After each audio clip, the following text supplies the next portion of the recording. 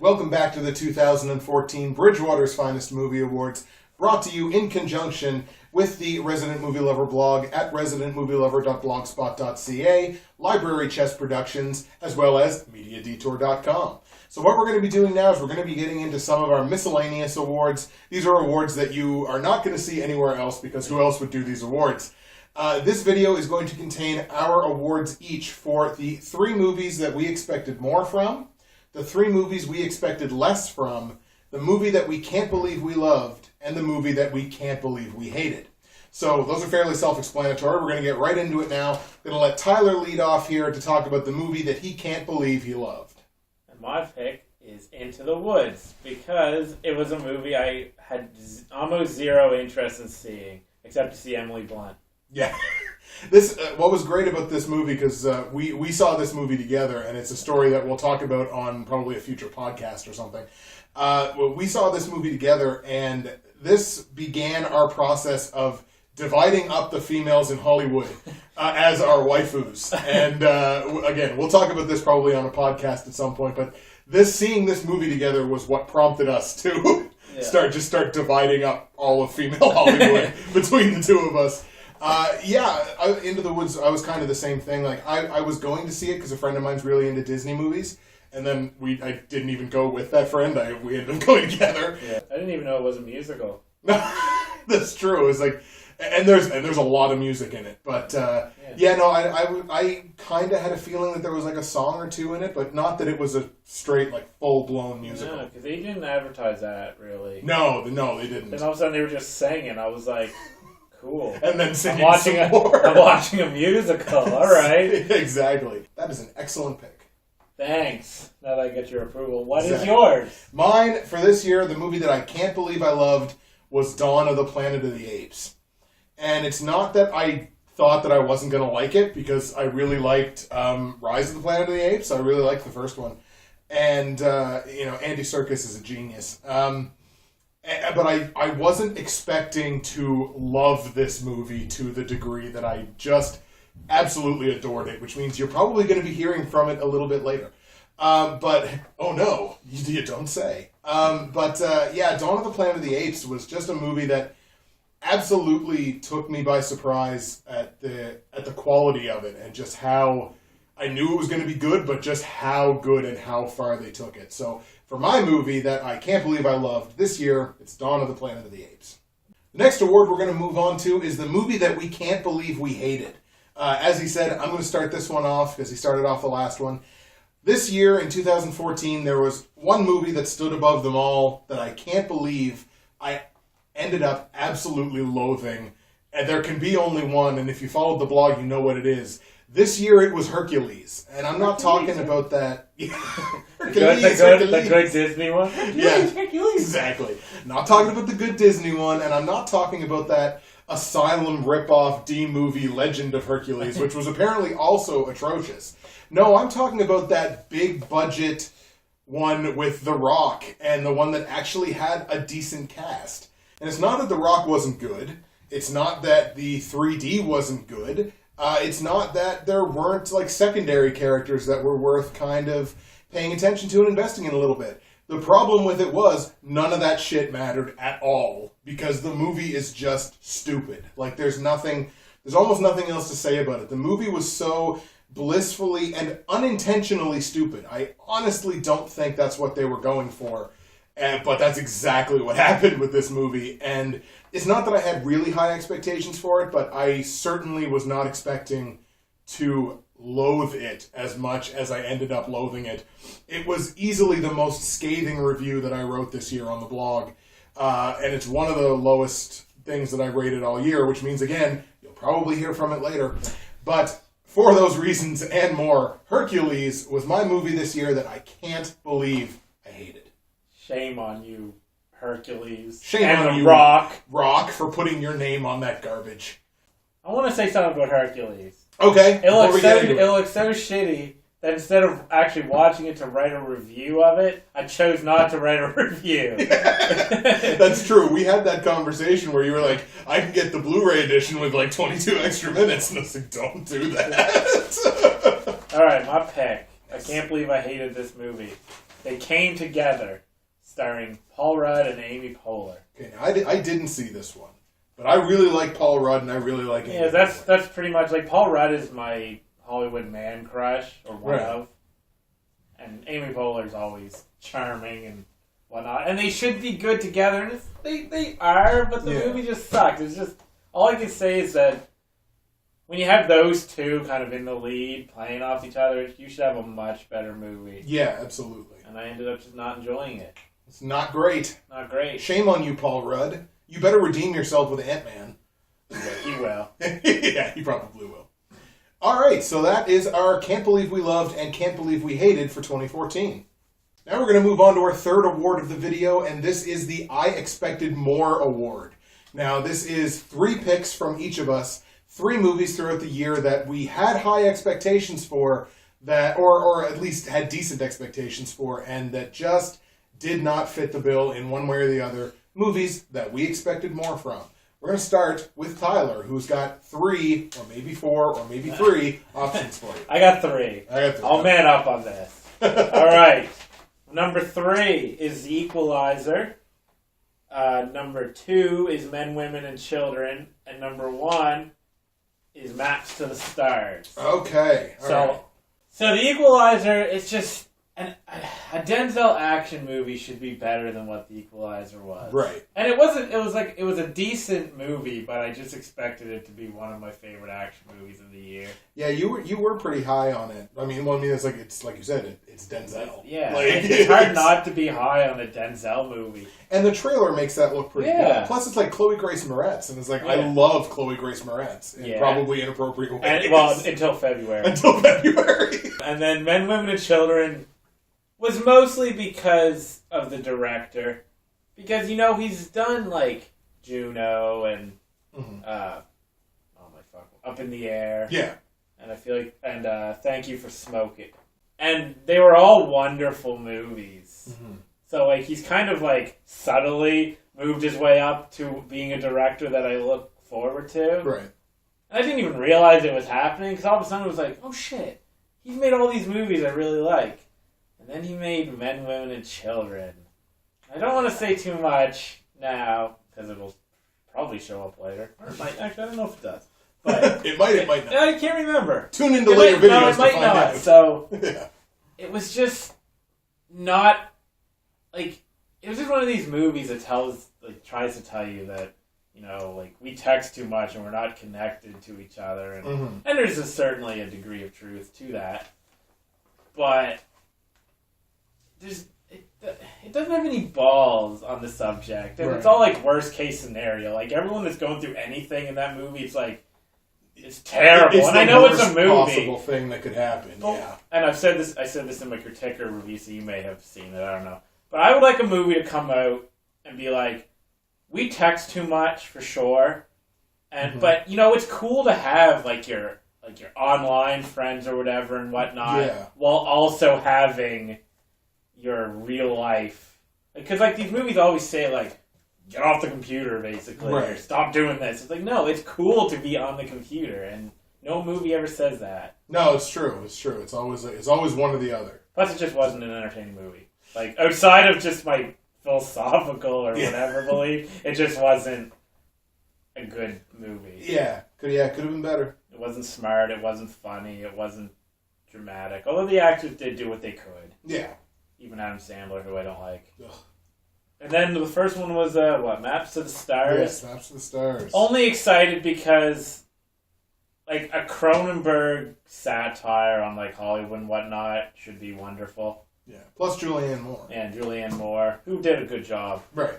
But it was, like, probably the weakest Cronenberg movie I've ever seen. Right. And I'm a person that, like, I'm okay with where he's gone in his career, because he used to do all these like body horror, like scary, like The Fly and Videodrome and all that, all wonderful movies. Mm-hmm. But he's kind of moved on and has done like A History of Violence and Eastern Promises and like, and I like where he's gone. I just don't like this movie. Yeah, it's boring and it's just not biting satire. It's whatever, just kind of whatever. Yeah. So give me your list of 3 one more time. It was The Equalizer, Men, Women, and Children, and Maps to the Stars. All right, great. So that was Tyler's. We're going on to mine, the list of 3 movies that I expected more from. My number 3 movie that I expected more from this year was The Monuments Men.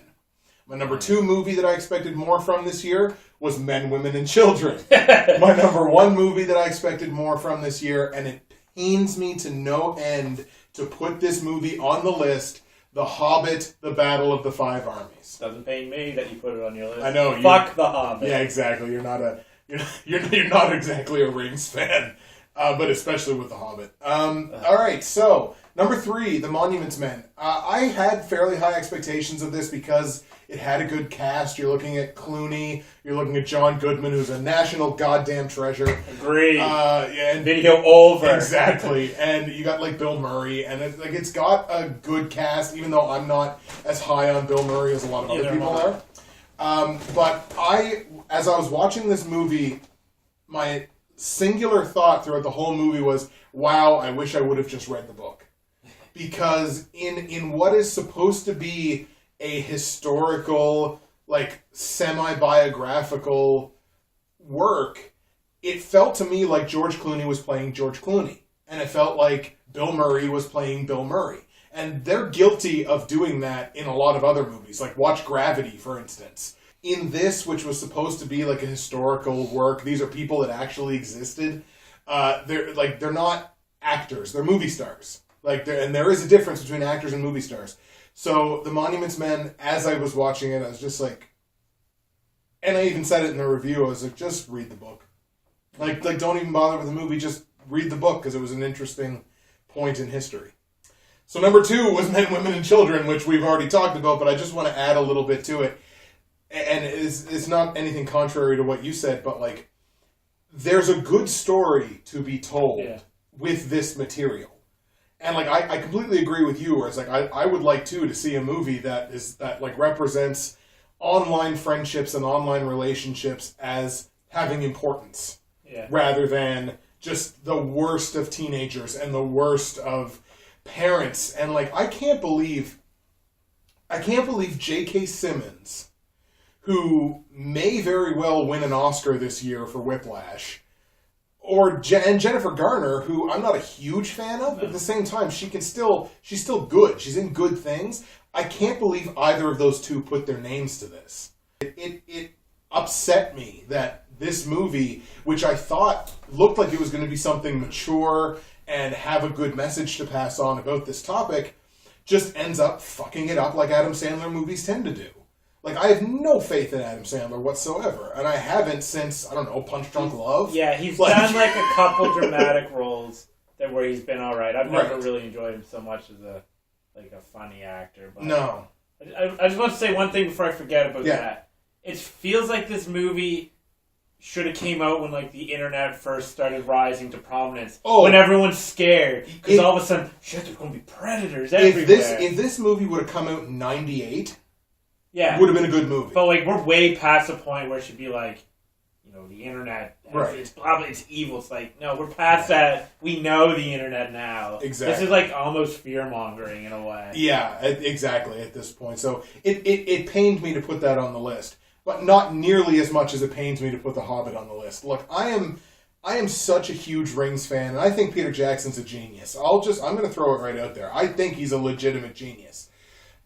And maybe it's the fact that it's the 6th time that we've gone to Peter Jackson's Middle-earth. It's possible that if eventually it's just like, okay, yeah, cool, it's another Rings movie. Maybe it's a victim of that, or maybe it's just the weakest. I think it's the weakest. I think it takes the place of The Two Towers as the weakest of the 6 Rings movies. And this one was just boring. Like, it's about 40 pages of material stretched into 2.5 hours. And after two previous movies of 2.5 to 3 hours. And the second one, The Desolation of Smaug, is better than An Unexpected Journey. So it's like, it was trending upwards. And then this just, it doesn't torpedo the Hobbit trilogy. It doesn't torpedo the Rings saga. But it is the worst way that they could have gone out with the weakest of the 6 films. They advertised this film as like a perfect end to this, or like the definitive chapter of this saga. This is not the definitive chapter of this saga. If you want to watch the definitive chapter of the Rings saga, watch Return of the King. Because that is the definitive chapter. It really is. There's too much that's brought into, and I don't want to talk about the movie too much, because you still, even though I was disappointed in it, you might see it later. But it's just, there's too many things that are introduced and not expanded upon in any way, because they're going to be expanded upon in the 3 movies we've already watched, which was The Lord of the Rings. As much as it pains me, as much as it hurts, The Hobbit, The Battle of the 5 Armies is my number 1 movie that I expected more from this year. That could have been 2 really kick-ass movies. It should have been 1. It should have been 1 movie. If you can do Lord of the Rings in 3, you can do The Hobbit in 1. Yeah, it's true. But I'm not even a fan. Peter Jackson's got to get that trilogy money. Yeah, you got to get that money. Now he's set for life. Now it's time to move on to talk about the 3 movies that we expected less from in 2014. I'm going to lead this one off. My 3 movies that I expected less from in 2014. Number 3 was the Lego Movie. Number 2, Guardians of the Galaxy. And number 1, Big Hero 6. So we're going to start with the Lego Movie. And my expectations going into the Lego Movie was that it was going to be kind of a dopey kid's flick about Lego. And I just thought, okay, I'm going to go into this. It's probably going to be some, product placement. And it's going to be, kind of iffy or whatever. And what I was treated to was, like, damn near genius as far as I'm concerned. Like, the movie looks like it took, like, a decade to animate. Like, the animation is so good in the Lego Movie. It totally blew me away. And it blew me away that it was one of those kids' movies, quote unquote, that has a lot of material in it that is entertaining for adults and things that kids aren't necessarily going to get. And it's just like, there's so much material in there that kids might like chuckle at, but adults are just like, that's really smart humor. And it blew me away how much I ended up loving the Lego Movie. So that's the number 3 on the movies that I expected less from. Number 2, Guardians of the Galaxy, obviously, because Guardians blew everybody away this year. I don't think anybody expected that Guardians was going to be arguably one of the best MCU films. Number 1, Big Hero 6. We went and saw Big Hero 6 together, and again, another one that we just kind of thought was going to be, like, we knew it was a Marvel property, and not an official, like, MCU, obviously, but we knew it was a Marvel property, and we're like, okay, let's kind of go see this. The animation looks pretty good, and I loved the crossover between, like, Japanese and American culture. Like, they had to combine to survive kind of thing, and it's like San Francisco, was that what it was called? San Francisco or whatever, and like there was a lot of emotional material in it too, and I think at the end of the movie, I think we were both surprised at how much we ended up enjoying it. So for the movies that I expected less from this year, number 3, the Lego Movie, number 2, Guardians of the Galaxy, and number 1, Big Hero 6. Your picks fascinate me on this one, but it also kind of calls to attention. Like, I have a hard time with these types of awards. Right. Like, I don't do, like, these types, like, the I expected more. Because, like, I guess technically I expected less from, like, Big Hero 6 as well. But I still expected to quite enjoy it, so it didn't make mine for that reason. Cause I liked it more than I thought, but there's other movies that I expected much less from. But, alright, what was it? Lego. Yeah. You expected less from that? I did. Alright, so I gotta put you on the spot here. Alright. Because your award shows are like the Howard Stern of award shows here. the tough question. Put that on a DVD box cover. Your awards are like the Howard Stern of award shows. All right, go for it. How many Lego video games have you played? I played the first Lego Batman. A few? Yeah, it's been a couple. I really want to play the Beyond Gotham, the most recent one that came out. But it's been a few, but it hasn't been a lot. Because you've played them, and that's what kind of surprises me. Because like I don't sit there and play every single one by any means. Yeah, you do. I do. I mean, but it's like I expected a little more from it, even though I did thoroughly enjoy my time. Yeah, because like I know that like the Lego property in terms of like the video games has been pretty great. I rated it like an 8 or 10 though, so it's like I didn't dislike the movie by any means. So that kind of surprised me. Guardians surprised a lot of people because nobody knew who they were. Exactly. Like I had never, not that I hadn't never heard of Guardians of the Galaxy, because I had, but I had never, like I'd never read a Guardians comic or anything like that, and I hadn't really, they certainly weren't as conscious in my brain as like Iron Man. I went into it expecting that I was going to like it because I've liked pretty much every MCU film so far. Interesting choices for expecting the last. It's true. That's like I said, that one bounced around. I said this off camera. My picks for that one kind of bounced around a bit within the last week. Booyah! That is great. Let's move on to mine because no one gives a shit about exactly. yours. Shoot. All right, I expected less. Number 3 is Teenage Mutant Ninja Turtles. Number 2 is Chef. And number 1 is Fury. Nice. So it's not like I was absolutely in love with any of them. I did quite enjoy Ninja Turtles.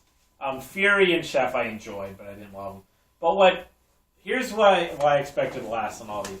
Ninja Turtles Michael Bay seem to have everything going against it. Right. I mean, but that's the thing. I like Michael Bay. Like, he has a place in movies. He doesn't always make great movies, but he has a place. Yep. Plus, he didn't really direct it. He just produced this one. Motherfucker, The Rock was a great movie. Yeah. And I think that's a Bay movie. And Bad Boys was fun. And even the Transformers movies were various degrees of entertaining. Yes.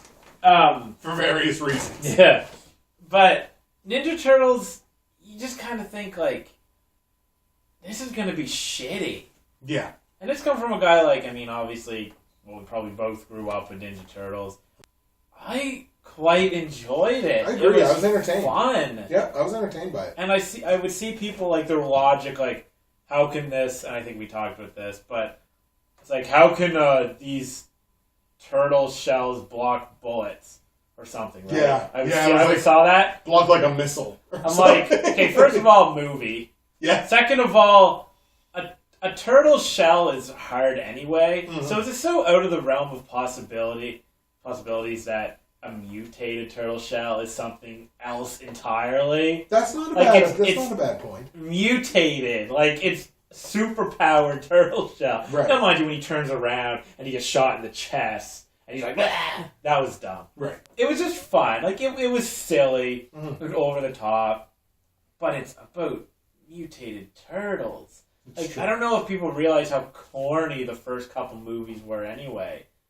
Well, yeah, fair enough. Like, they were so corny. They didn't even use, like, their weapons in the second one.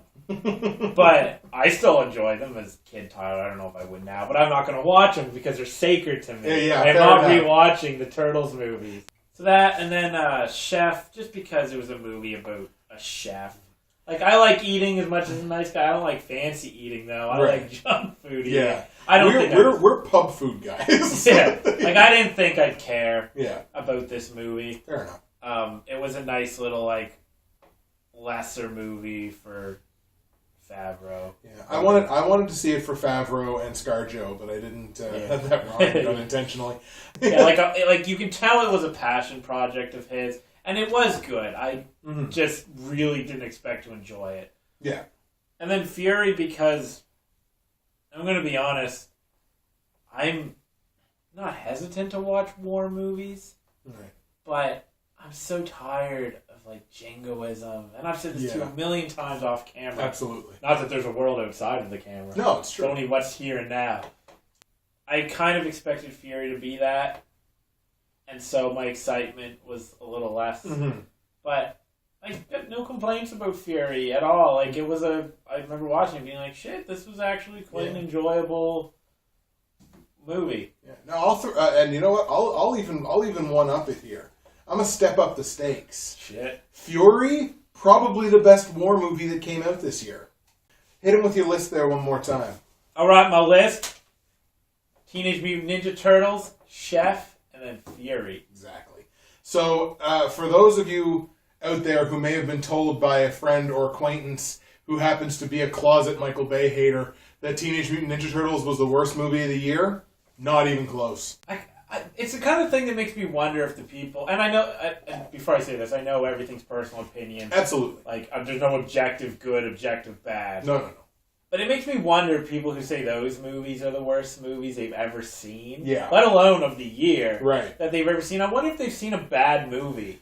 So, ladies and gentlemen, that's going to do it for this video. We talked about the movie that we can't believe we loved, the movie that we can't believe we hated, the 3 movies that we expected less from, and the 3 movies that we expected more from. Thank you for taking the time to watch this video. We're going to see you guys on the next video where we start talking about some other miscellaneous awards, some genre awards, if you will. So we hope you'll join us next time.